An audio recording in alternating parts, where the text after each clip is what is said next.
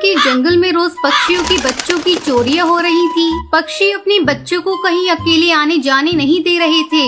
बच्चे चोरी हो जाने के डर से पक्षी अपने बच्चों को स्कूल भी नहीं भेज रहे थे।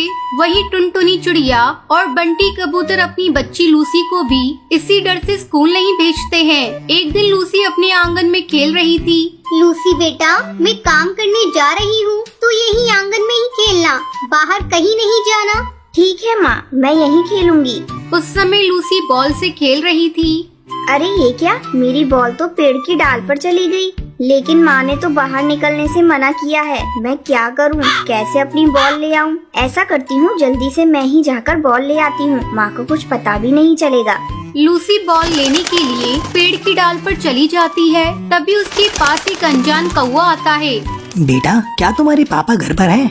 मैं उन्हीं के ऑफिस में काम करता हूँ, मुझे उनसे कुछ काम है। बेटा, ये चॉकलेट लोगी? नहीं अंकल जी, मैं अनजान लोगों से चॉकलेट नहीं लेती। लेकिन बेटा, मैं तो अनजान नहीं हूँ, मैं तो तुम्हारे पापा के ऑफिस में काम करता हूँ। तुम्हें मुझसे डरने की कोई जरूरत नहीं है। चॉकलेट लो और खाओ, तब तक मैं तुम्हारे पापा से मिलकर आता हूँ। लूसी को चॉकलेट देखकर लालच आ जाता है और वो उसे खाने लगती है। चॉकलेट खाकर लूसी बेहोश हो जाती है। अब वो कालू कौवा उसे गोद में उठाकर वहाँ से भाग जाता है। टुनटुनी अपने काम में इतनी व्यस्त हो गई थी कि उसे लूसी का ध्यान ही नहीं रहता। जब उसे अपनी बेटी का ध्यान आता है तो वो दौड़कर आंगन में आती है। अरे लूसी तो यही खेल रही थी, लेकिन यहाँ नहीं है। वो कहाँ गई? लूसी बेटा, लूसी कहाँ हो? यहाँ आओ। टुनटुनी बंटी कबूतर को फोन पर ये सारी बातें बताती है। बंटी कबूतर दौड़ा दौड़ा घर आता है। टुनटुनी, तुम इतनी लापरवाह कैसे हो सकती हो? तुम्हें तो पता है जंगल में कितने चोर पक्षी घूम रहे हैं, इसीलिए तो मैंने लूसी का स्कूल जाना बंद किया था। अब मैं क्या करूँ, कहाँ ढूंढूं अपनी बेटी को?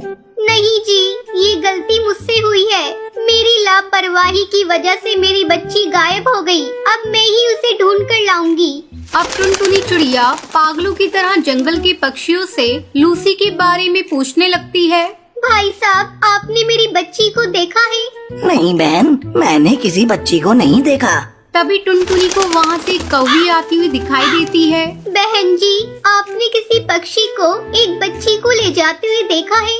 हाँ बहन, मैंने एक काले कौवे को इधर से जाते देखा और उसके साथ एक छोटी सी बच्ची भी थी। अभी वो ज्यादा दूर नहीं गया होगा। टुनटुनी जल्दी जल्दी उस काले कौवे को पकड़ने के लिए जंगल की तरफ जाती है। थोड़ी देर तक भटकने के बाद टुनटुनी चिड़िया को एक कौवा लूसी को ले जाता हुआ दिखता है। टुनटुनी चिड़िया उसके पास जाती है और उससे कहती है, अरे ओ काले कौवे, आप मेरी बेटी को लेकर कहाँ जा रहे हैं? बेटी? किसकी बेटी? कौन बेटी? ये मेरी बेटी है, इसकी तबीयत खराब है और मैं इसे डॉक्टर के पास ले जा रहा हूँ। तुम मेरी बेटी की चोरी करना चाहती हो?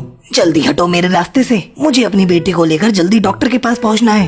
तुम झूठ बोल रहे हो। घर पर इसके बाबा का रो रो कर बुरा हाल हो रहा है। ये मेरी बेटी है, इसे मेरे हवाले कर दो। दोनों ही उस बच्ची को अपनी बेटी बता रहे थे। उन दोनों की लड़ाई देखकर जंगल के पक्षी वहाँ पर इकट्ठा हो जाते हैं। अरे तुम दोनों लड़ाई क्यों कर रहे हो? तुम दोनों इसे अपनी बेटी बता रहे हो? मेरी बात मानो, तुम दोनों चलो मेरे साथ। पास में ही एक बाबा जी हैं, वो तुम्हारी इसमें सहायता कर देंगे और जिसकी बेटी होगी उसे मिल जाएगी। तभी चोर कहता है, हाँ चलो भाइयों चलो। वो सभी उस बाबा के पास पहुँचते हैं। टुनटुनी चिड़िया उस बाबा के पैरों में गिर जाती है। बाबा, मैं एक दुखी माँ हूँ। आज मुझे अपनी ही बेटी को अपनी बेटी साबित करना पड़ रहा है, लेकिन ये चोर मेरी बेटी को अपनी बेटी बता रहा है। बाबा, मुझ पर रहम कीजिए और एक माँ को उसकी बेटी से मिला दीजिए। नहीं बाबा, ये झूठ बोल रही है, ये बच्ची मेरी है। ठीक है, तुम दोनों बहस मत करो, मैं तुम दोनों की समस्या का निवारण कर देता हूँ। तुम दोनों यहाँ लड़ाई झगड़ा बंद करो। ये लो छड़ी और इससे अपनी बेटी को 10-10 छड़ी मारो। कालू कौवा बाबा के हाथ से छड़ी ले लेता है और लूसी को पीटने लगता है। मुझे चोट लग रही है, मत मारो, मुझे चोट लग रही है। लेकिन चोर लूसी को 10 छड़ी पीटने के बाद ही रुकता है। फिर वो छड़ी टुनटुनी चिड़िया लेती है, लेकिन वो लूसी को नहीं मारती।